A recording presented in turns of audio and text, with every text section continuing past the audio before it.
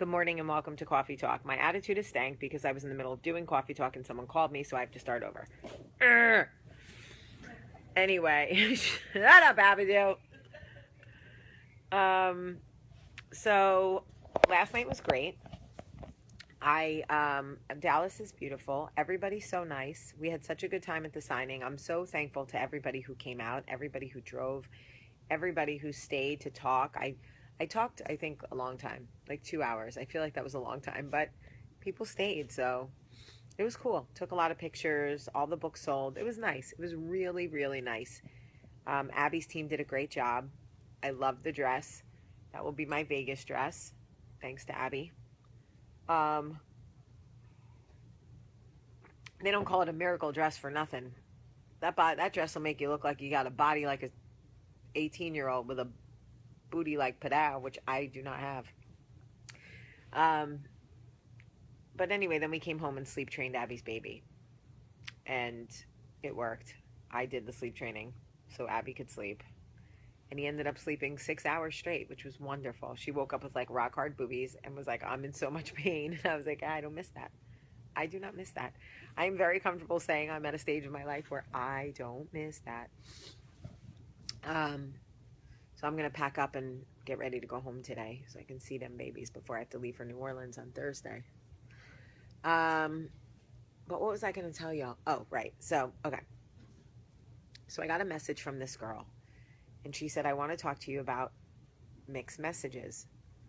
I'm dating this guy, and his actions don't match his words.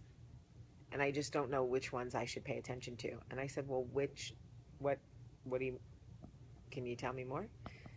Well, just, some days he's very attentive. He texts me. He wants to talk to me. He wants to see me. Other days he goes completely off the grid. And I don't hear from him for 2 or 3 days. And then he'll message me and say he misses me, wants to see me. And I'm like, okay, well, just out of curiosity, what do you think is going on? And then comes a thesis statement of justifications for the behavior. Well, I know he's busy with work, and I know his mom needs his help with this, and I know his brother. And I was like, here it comes. Remember that video I made where I said why he's not texting you back? And it was like, maybe he fell off a ship. Maybe he's jumped out of an airplane and his phone fell out of his pocket. Maybe a truck ran it over. Maybe his mom took away his phone even though he's 30. Like, whatever. It was shared and watched so many times because it's real. That's what women do. Men are actually not very complicated. We make it more complicated because we overanalyze everything and we over-justify their behavior all the time. Our minds know they're playing games with us, but we don't want to admit it because we're not ready to say goodbye. See, that's the thing about a woman. R. Kelly said, when a woman's fed up, there ain't nothing you could do about it. And that is the most true statement in the world, because when a woman hits her threshold and she decides she's done, you could flip that switch trying to check a light bulb in an old apartment 100 times. Just keep flipping the switch. Once she's turned it off, the power is off. You could call the power company. You could call the president. It won't matter who you call.